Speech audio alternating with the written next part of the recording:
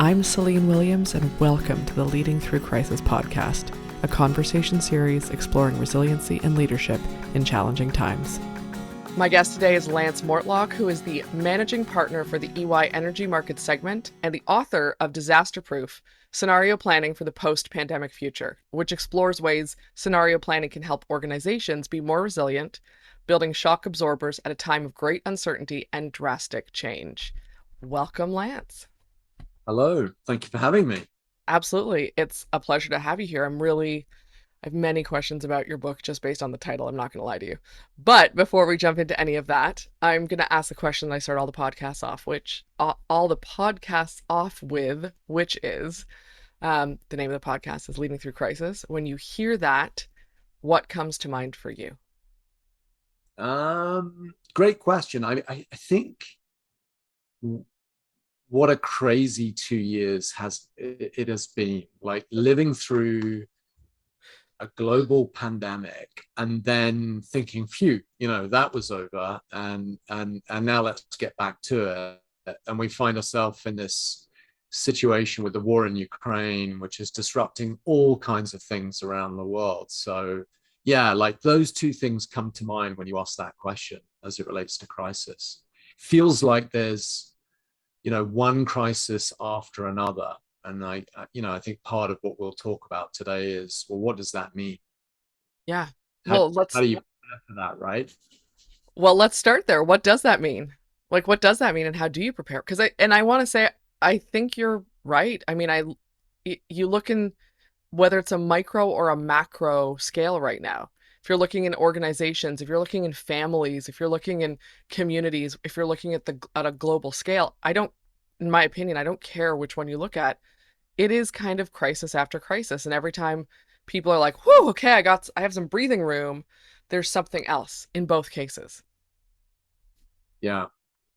Yeah, it's interesting, isn't it? Because I when I wrote Disaster Proof, I one of the things that I researched was when you go back in history over the last 50 years, there are all these like major events that happen, whether it's the OPEC oil crisis, the sovereign debt crisis, the tequila crisis in Mexico, and that's not a cocktail; it's a real thing that happened.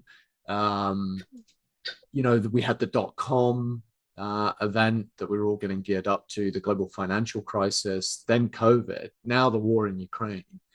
And when you look at all of these things, it feels like they're starting to happen with more regularity. Mm. Um, Big global events that really disrupt business. Um, and so that was one of the main reasons that I actually wrote Disaster Proof, because I think leaders sometimes struggle with, well, how do I deal with all of this like VUCA in the world: volatility, uncertainty, complexity, and ambiguity. And that, I have spent my career like working primarily in the strategic space with executive teams, like helping them develop long-term strategies. And scenario planning is one of these tools that can help, I think, leaders lead through crisis by better understanding the external world, right? So that's been fascinating for me, and I've been really on a bit of a journey of discovery as I wrote Disaster Proof, to kind of unpack like these big crisis events and how you manage through them, right? And I think your point around macro and micro is valid, that there's this uncertainty that happens at different levels, like at the global level, whether it's a pandemic or something like that, climate change, the situation with China, to the micro level, the industries, the cities that we work in, and what's going on there. Yeah. So I'm I'm curious. You were talking about, or you mentioned, I'm saying executives, but leaders, people who want to be aware, whatever you want to call it, that that awareness of the world around them is really important. Um, how, what does that look like? Because I think a lot of people, and I'm going to caveat why I'm asking this. I think a lot of people think, well, I read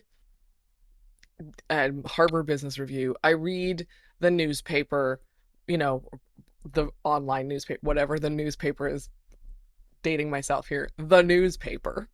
Um, I know everything I need to know. And the implication I got from what you were saying is that's maybe not enough. It's not just that. And correct me if I'm wrong, by the way, I have zero issue if you're like, no, that's all I meant. Totally fine. But it sounded like it was more than that. And I'm curious, what does that, if it is more than that, what does that look like? How can a leader think about those things on a different scale than reading a newspaper? Yeah. Yeah, like it's interesting that I think some of it, so yes, I think you need to think about the information that's out there, in the big bad world, at a different level of rhythm and depth and insight. And one of the things I talk about in the book is, with the emergence in the last decade of artificial intelligence and all the capabilities that AI brings, particularly around natural language processing, which Mm, is sort of a subset of AI that helps you look at external data on the internet and uncover key insights based on, algorithms and correlations. There are tools and techniques that like take that information processing in terms of what's going on in the external world to another level. And I think that's exactly what we need to do. Because if you just rely on, hey, I'm a leader, I'm reading HBR, and HBR is great, by the way, um, and my newspaper, the New York Times or whatever, um, that only gives you a certain level of information. But we're talking zettabytes of information that get created on an annual basis. How do you process all of those company reports, social media, um, like to really drive those insights? As humans, we have limits. We can't do that. So hmm I think there is powerful technology that helps kind of process that at another level, I would say. The other thing that's pretty interesting, I think, I spend a lot of time thinking about analogs to business. Hmm. So what can we learn from other professions, whether it's sporting professionals. Like I interviewed a guy last week who summited Everest twice. Really interesting to learn from him around dealing with crisis and leadership and what that looks like. I've got an article coming out. I interviewed General Petraeus, who used to be the director of the CIA and used to be a five-star general in the US military. The US military, as an example, does a really, really good job of situational awareness, understanding the competition, taking that external information processing to another level that I think we can learn from in business. So, that's a long way of saying, circling back to your question, yes, I think we need to take it to a different level. The old ways of sort of gathering information from a few key sources are just not sufficient. How it so for an individual, is it possible for them to do that at this point to take it to that next level, or is it more these things will come or figuring out how to use, the natural language processing, the AI that's available to make that happen? Yeah, I mean, a couple of things for the individual. I think there are tools out there that you can use. If you're working in a small company, for example, or a handful of people in your company, there's actually free AI tools that you can leverage. Um, if you're a company, obviously you have a lot more resource and capacity to do a lot more. Um, the concepts that I talk about in my book around the use of scenarios and scenario planning are scalable. So whether you're I've worked with organizations and advised organizations of 20,000 people, but I've also worked for non-for-profits where less than 10, and you scale the solution up and down based on what your capacity and resources are. So yes, absolutely. Um, so I'm going to I want to kind of, God, I hate the term pivot, not necessarily pivot, but I want to take a step back for a second and ask this question around scenario planning.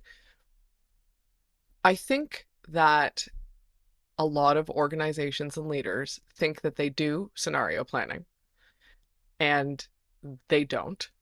I'm just gonna call it what it is. I don't I think it's often I don't think people always understand exactly what that means. They use the language without necessarily understanding what it is. And because of your one, because you wrote a book on this and because of your experience, could you explain it in how you see it, the experience you've had for those who are like, oh no, but I already do this, because I guarantee there are going to be people who are listening to this who are like, I do scenario planning. I know what I'm.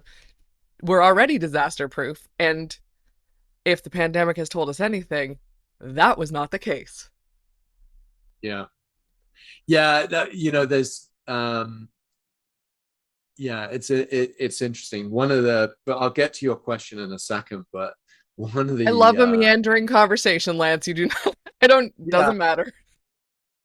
yeah, careful what you sign up for. So it's interesting. There was one of the things I talk about in the book, because what you said kind of triggered something in my mind, that actually before the pandemic hit 3 years ago, the World Economic Forum, the John Hopkins University, and the Bill and Melinda Gates Foundation actually ran a future based scenario planning exercise or workshop where they got like big thinkers you can imagine. They brought them together and they said, let's think about the future. What could happen?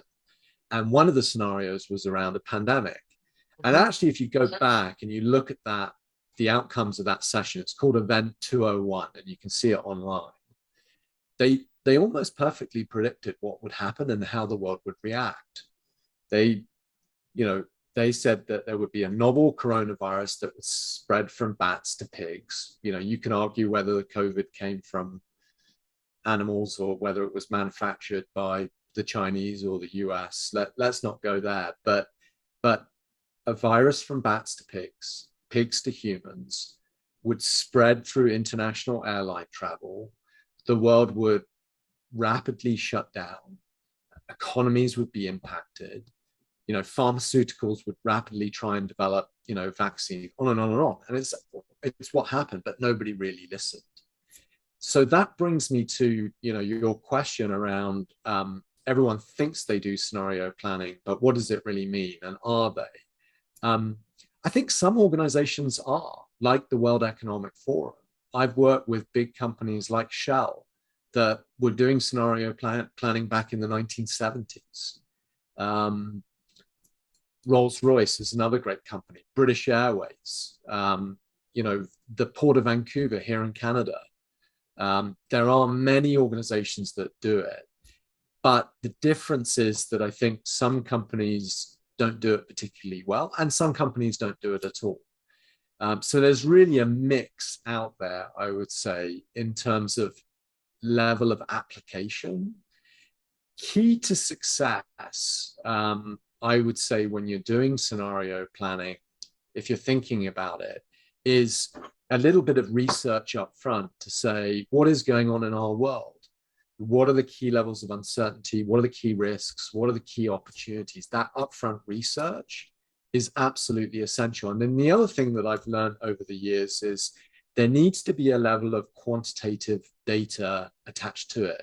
So if you're going to think about 4 different futures, one around the impact of climate change, another around, the rise of nationalization in the country, or a third around energy transition, whatever they might be. Backing up each of those futures with hardcore data, I've learned is really important because it brings credibility as it relates to thinking about the future and unpacking that, right? Mm. So I think that's pretty important.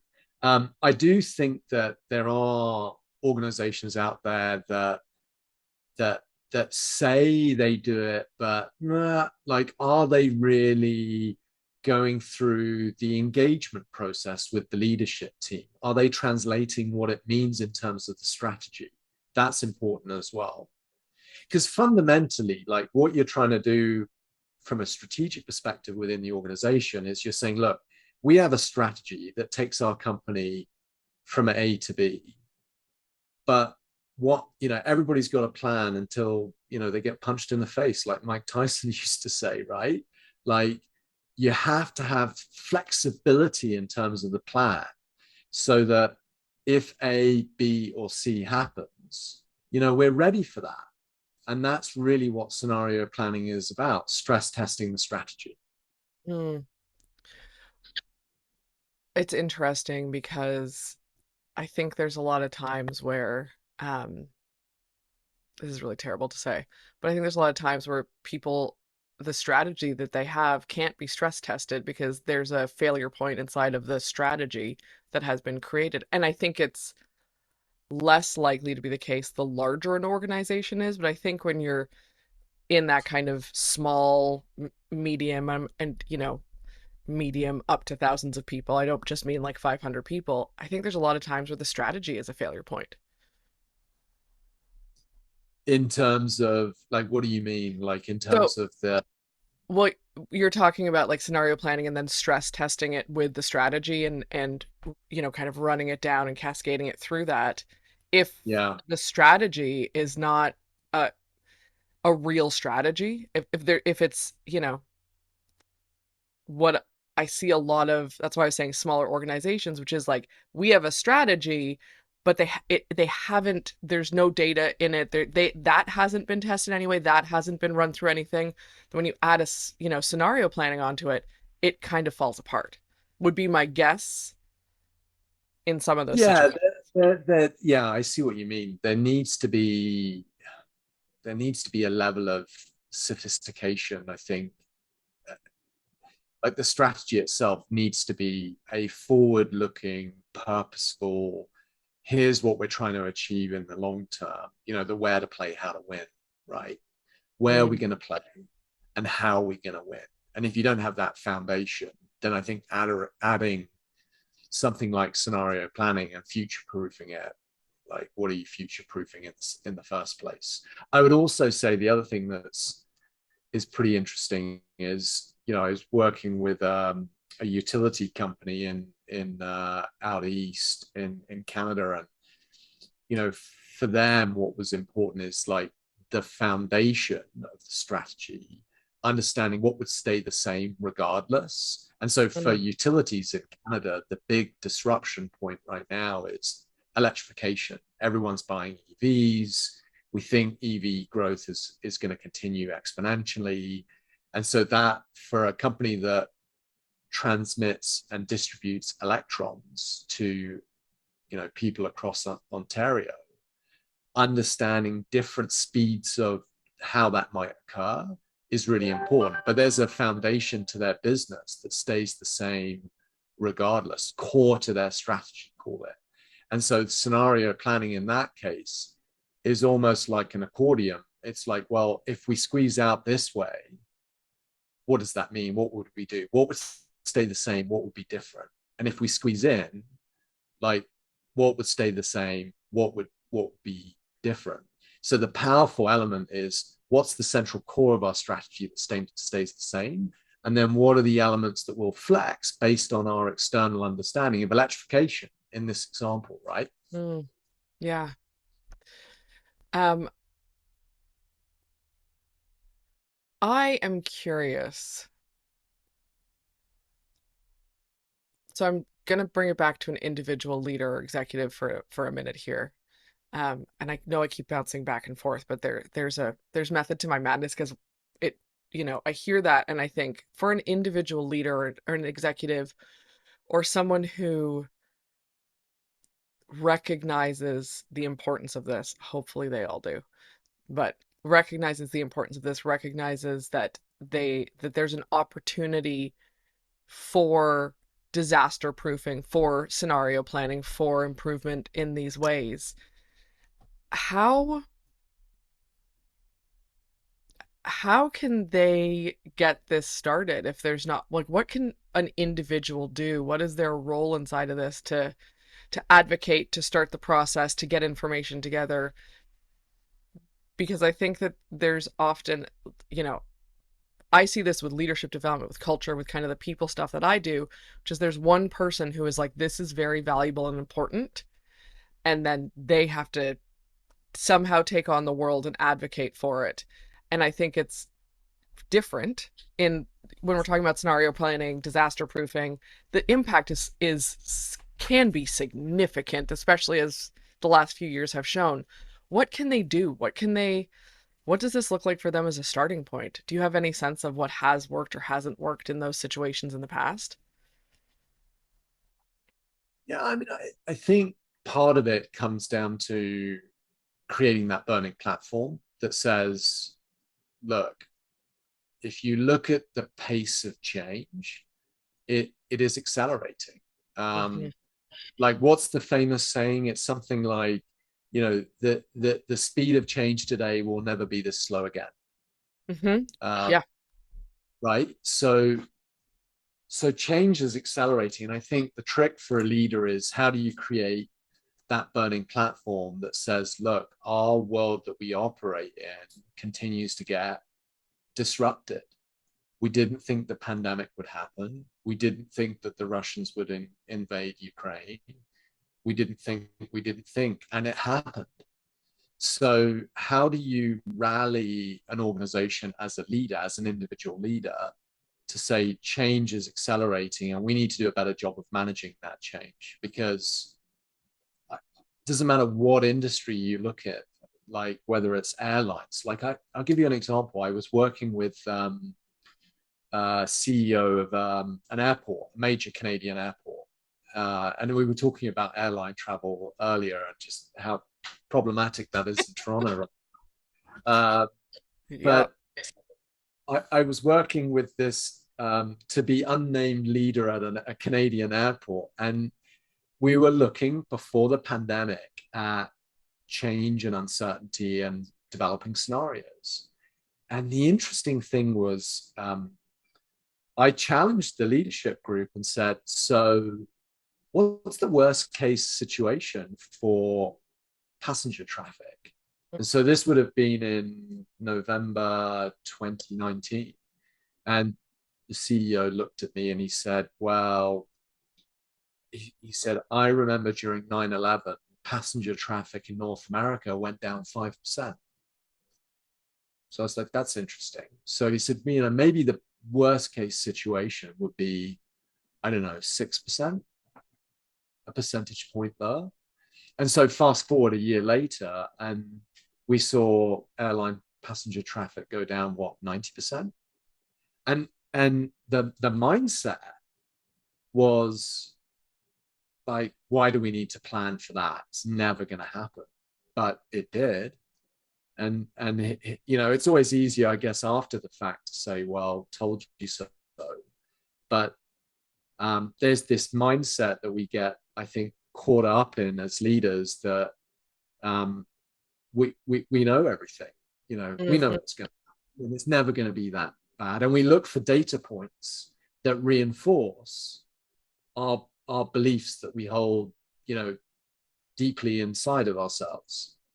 And I think you have to challenge that as leaders, to feel uncomfortable, to say, well, in my version of that airline situation or that airport situation, what would happen if we lost 95% or 90% of our business?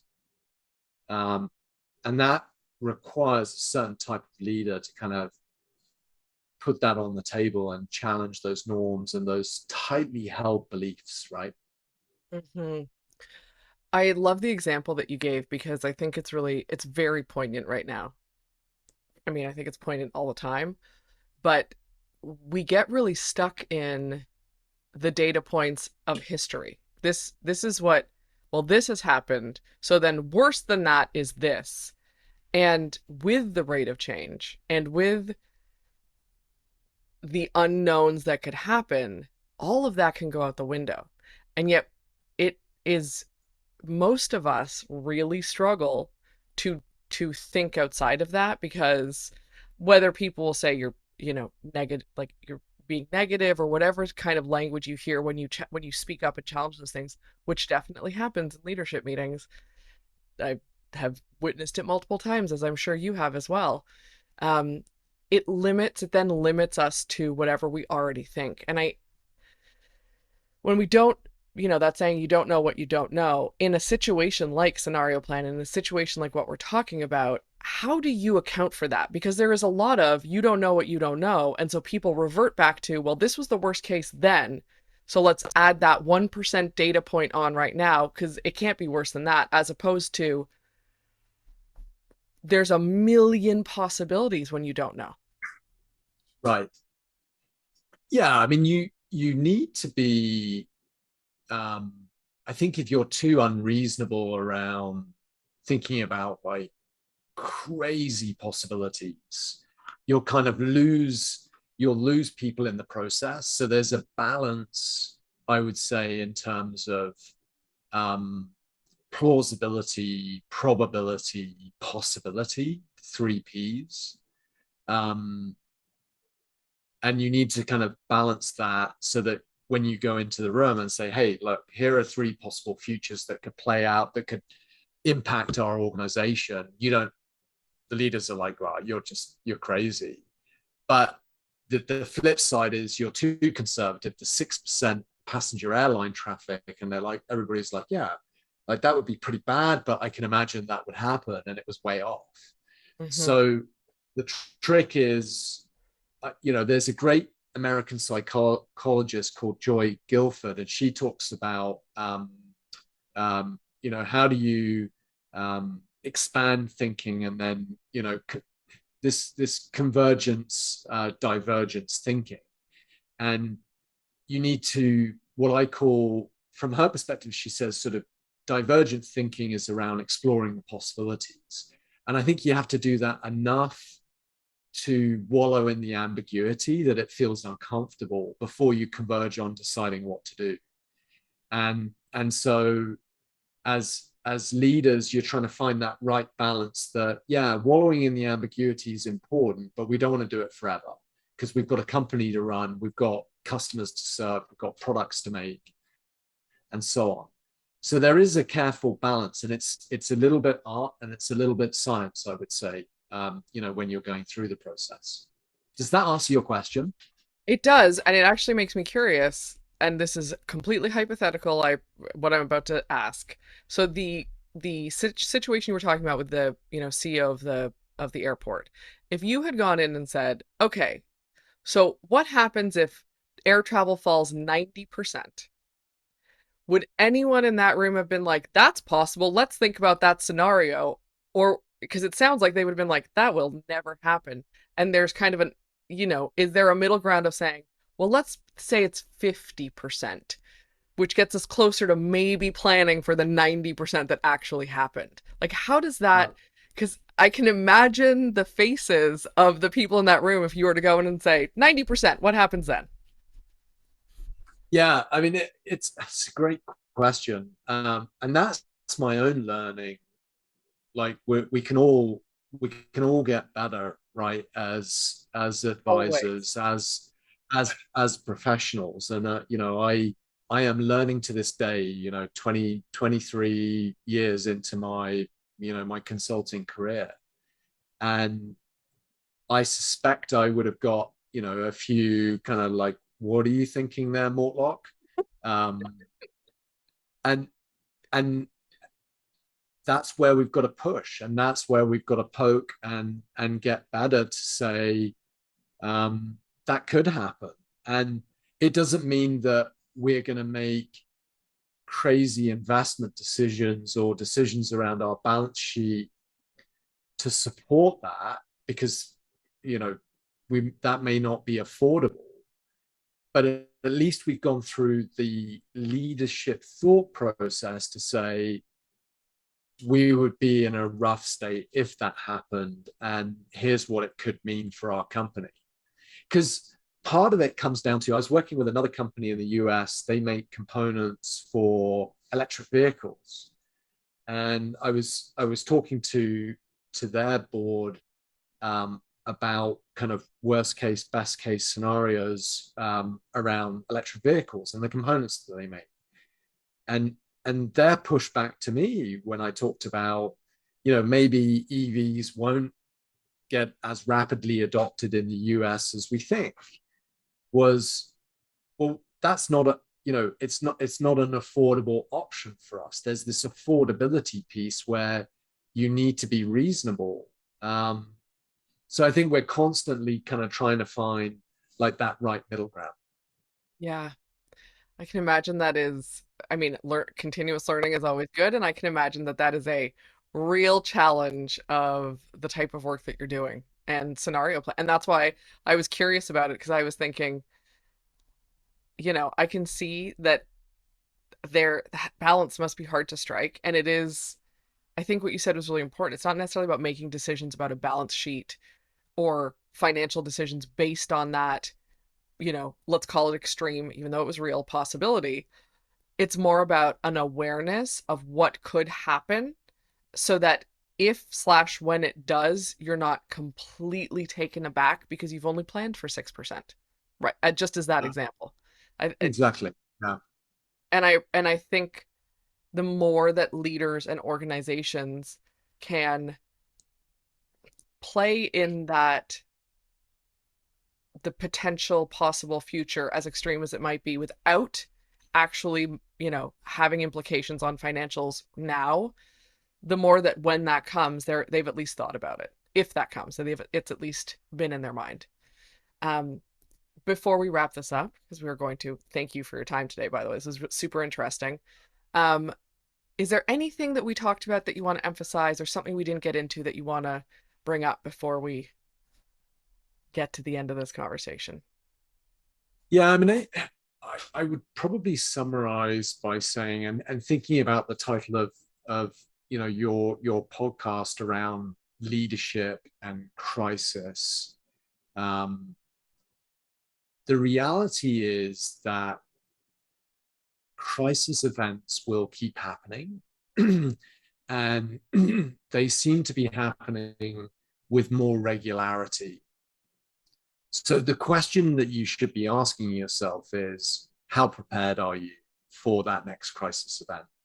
And that is a thinking and in some case an action process. And as leaders, I think it's incumbent on on you and on us to challenge the norms, to say how well prepared are we? And the danger is that, you know, COVID, we're on the hopefully coming out the back of that, and really the pandemic will disappear. The war in Ukraine hopefully will eventually get resolved, and there'll be a negotiated peace settlement, and things will return to normal. And the danger is that you get caught in things are normal. I know what's going to happen. I'm going to run my business. I'm going to lead the way I know how to lead. And that's the mistake. I think you have to continue to disrupt your own organization and say, are we prepared? What if this happened, what would we do? What is the worst case and the best case situation? And I think if you do that, you'll have a much more tested, future-proof strategy that ultimately will help drive your organization forward. I think that's a beautiful place to wrap this up and to end that. And I appreciate that summation, and also call to action, because it is a kind of a call to action there. So thank you for that, Lance, and thank you for your time. We will link to your book in the show notes per usual. But for anyone who's looking to find you, where can they connect with you or find you online? If you visit my website, www.lancemortlock.com, or you can find me on LinkedIn. Perfect. And we'll put that in the show notes. Thank you for your time. I appreciate you. Thanks for joining me today on the Leading Through Crisis podcast. If you enjoyed this conversation, please take a minute to rate and review us on your podcast app. If you're interested in learning more about any of our guests, you can find us online at www.leadingthroughcrisis.ca.